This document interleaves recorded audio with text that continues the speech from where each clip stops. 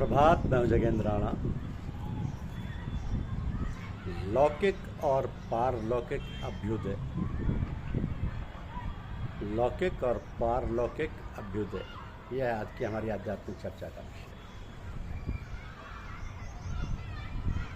कहते हैं कि गाफिल तुझे घड़ियाल ये करता है मुनादी, गर्दू ने घड़ी उम्र की एक और गवा दी। गाफिल तुझे घड़ियाल ये करता है मुनादी कि गर्दू ने घड़ी उम्र की एक और गवा दी। घंटे बजा करते हैं कचहरियों में, दफ्तरों में, खजानों में कि 1 बजा, 2 बजा इत्यादि। उनसे नसीहत लेनी चाहिए कि हमारे जीवन की घड़ियाँ एक एक करके गुजरती जा रही हैं और बिना आध्यात्मिक कृपा के, बिना ईश्वर भजन और चिंतन के ये व्यर्थ जा रही हैं।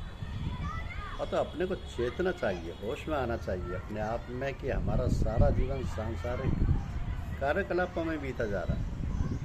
जहाँ 24 घंटे हम खाने, कमाने, बीवी बच्चों के पालने पोसने और दुनिया के कामों में खर्च करते हैं, वहीं कुछ समय कम से कम 1-2 घंटे ही सही भगवत भजन, भगवान का चिंतन मनन कर लें, जिससे हम भविष्य में मनुष्य जीवन प्राप्त करें। क्योंकि मनुष्य जीवन ही में परमार्थ की कमाई हो सकती है और जितनी योनियाँ हैं वो सब भोग योनियाँ हैं। अतः यदि हमने मनुष्य योनि में आकर कुछ कमाई ना की तो ना जाने किस योनि में जाकर भटकना पड़े, सो भी ना जाने कितने दिन। तो सोचो समझो और कुछ कमाई कर लो, अभी समय है। जो समय गुजर गया उसकी चिंता छोड़ो, जो समय है उसका सदुपयोग करो, तभी मनुष्य जीवन की सफलता है। वरना जो और प्राणी सो हम। तो कहा गया है कि आहार, निद्रा, भय और मैथुन, ये चारों बातें मनुष्य में और पशुओं में एक समान है। आहार, निद्रा, भय और मैथुन। मनुष्यों में धर्म की विशेषता है। यदि मनुष्य में धर्म नहीं है तो पशु के ही समान है। पशुओं के सारे कार्यकलाप कुदरत कानून के मुताबिक अपने ठीक समय से होते हैं। बस केवल चिंतन, मनन, मानसिक और बौद्धिक क्रियाएं वो मनुष्य जैसी नहीं कर सकता।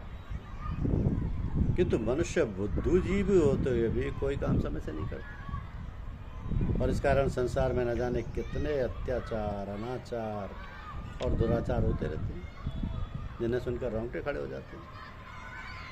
इसलिए महापुरुषों, संत और महात्माओं ने मनुष्य जीवन को सुचारू रूप से चलाने के लिए धर्मशास्त्र का सृजन किया।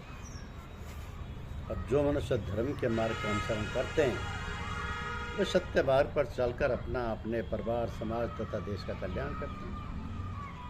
धर्म मनुष्य मात्र के लिए कल्याणकारी है। धर्म किसी देश, जाति तथा काल के लिए अलग अलग नहीं है। जिस धर्म की हम बात कर रहे हैं वह सार्वभौमिक धर्म, जिसमें देश, काल और जाति का बंधन नहीं, वो तो सबके लिए, बालक, युवा, वृद्ध, स्त्री, पुरुष, हिंदी, मुसलमान, ईसाई, बौद्ध, जैनों, सबके लिए समान है। तो ऐसे धर्म का पालन करना मनुष्य मात्र का परम कर्तव्य है और निरापद। धर्म का सीधा साधा अर्थ है कि जिससे मनुष्य अपना और संसार के प्राणी मात्र का लौकिक तथा पारलौकिक अभ्युदय कर सके। धर्म का सीधा साधा अर्थ है कि जिससे मनुष्य अपना और संसार के प्राणी मात्र का लौकिक और पारलौकिक अभ्युदय कर सके। ऐसे धर्म के 10 लक्षण मनु जी ने बतलाए। धृति, क्षमा, दमोस्त्यम, शौचमिंद्रिय निग्रह, धीर विद्या, सत्यम क्रोधो, दशकम धर्म लक्षण। तो ये जगत तो अनित्य है, नश्वर है, क्षणभंगुर है। इसी प्रकार संसार में जितने भी प्राणी हैं सभी नश्वर हैं। प्राणी क्यों, संसार की सारी वस्तुएं नश्वर हैं। सबकी एक अवधि है और उस अवधि के समाप्त होने पर वस्तु नष्ट हो जाती है। तो जो वस्तु उत्पन्न होती है वो नष्ट अवश्य होती है, यही नियम। फिर चाहे वह प्राणी हो या वस्तु, जब उसे नष्ट होना ही है तब उसके लिए शोक क्यों? कोई कोई तो इतना शोक करते हैं कि प्राण तक गंवा देते हैं। इस प्रकार की बातों को लोग कह देते हैं कि यही अज्ञान है। अज्ञान माने ज्ञान नहीं। क्या ज्ञान नहीं? यही कि जो भी आया है वो जाएगा, जो पैदा हुआ है वो मरेगा, जो वस्तु उत्पन्न हुई है वो नष्ट अवश्य होगी। ये बात तो सभी जानते हैं। क्या पढ़े लोग क्या अनपढ़, सबकी एक ही दशा होती है। एक बात जानकर उस पर अमल करना चाहिए। जो बात हम जानते हैं समझते हैं उसको उसी प्रकार प्रयोग करें, व्यावहारिक जीवन में वैसा ही बर्ताव करें, तभी तो जानना और समझना सार्थक है। और यही होना चाहिए। पांडु पुत्रों को पाठशाला में ये पाठ पढ़ाया गया कि सदा सत्य बोलो। पढ़ लिया सबने। जब दूसरे दिन अध्यापक ने पूछा पाठ याद हो गया, सबने कहा हाँ याद हो गया। युधिष्ठिर बोले नहीं याद हो पाया। उन पर डांट पड़ी कि कई दिन हो गए, वो यही उत्तर देते रहे कि याद नहीं हुआ। इस पर अध्यापक को क्रोध आ गया कि इतने दिन हो गए पाठ याद नहीं हुआ। तो उनको प्रताड़ित किया, किंतु युधिष्ठिर को क्रोध नहीं आया। तब अध्यापक को बड़ा आश्चर्य हुआ कि राजपुत्र होते हुए भी उसको क्रोध नहीं आया। पूछा क्या कारण है कि तुम्हें क्रोध नहीं आया? बोले पाठ में लिखा था सत्य बोलो। मैं कभी कभी अनजाने झूठ बोल जाता था, तो कैसे कह देता कि पाठ याद हो गया। ये बात सुनकर अध्यापक आश्चर्यचकित रह गए। उन्होंने क्षमा मांगी और कहा कि मैं तो अध्यापक हूँ, फिर भी मुझ में इतनी क्षमता नहीं कि जो पढ़ूँ उस पर उसी प्रकार व्यवहार करूँ। तो कहने का तात्पर्य यह है कि हम लोग बहुत पढ़ते हैं, सुनते हैं, जानते भी हैं, समझते भी हैं, किंतु वो सारा व्यर्थ है जब तक कि वो व्यवहार में ना आए। तो जो वचन हम महापुरुषों के सुने उन पर अमल करें, तभी जीवन सार्थक हो सकता है। जीवन की सार्थकता तो तभी है ना, क्योंकि अपने पास ही किसी जगह लोग त्योहार मनाते हैं, गंगा स्नान करते हैं, पूरे साल फिर मेहनत भी करते हैं। तो त्योहार मनाने में थोड़ी तब्दीली आ जाती है।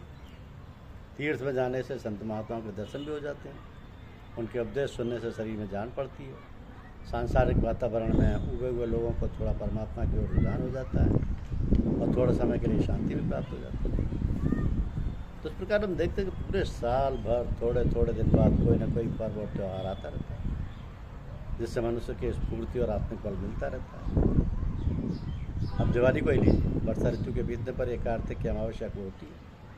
तो वर्षा ऋतु में नाना प्रकार के विषैले कीटाणु पैदा हो जाते हैं और घरों में वर्षा के कारण दूषित वायु और कीटाणु भरे रहते हैं। दीपावली के अवसर पर घरों की सफाई करते हैं, लीपते पोतते हैं चूने इत्यादि से।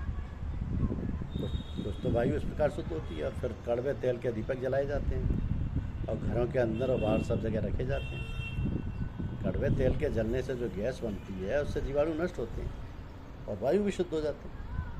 इसके अलावा दीपावली के दिन हवन भी करते हैं, उससे भी वायु शुद्ध होती है और बीमारी के कीटाणु नष्ट हो जाते हैं। सभी लोग सफाई करते हैं।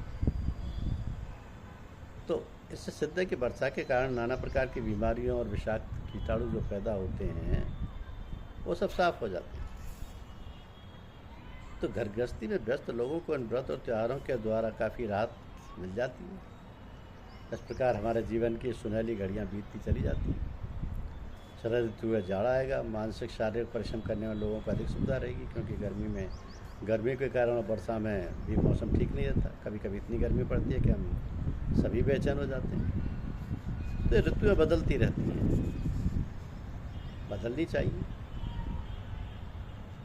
जो समय हमें मिला उसका पूर्ण रूपेण सदुपयोग करना चाहिए।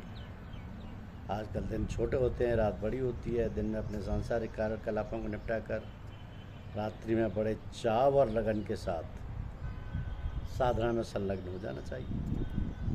आहार विहार संयमित और ऋतु अनुकूल करना चाहिए, क्योंकि समय को व्यर्थ ना खोकर साधना उसके अंगों को पूरा करने की कोशिश करना चाहिए, जिससे कि लौकिक और पारलौकिक अभ्युदय हो।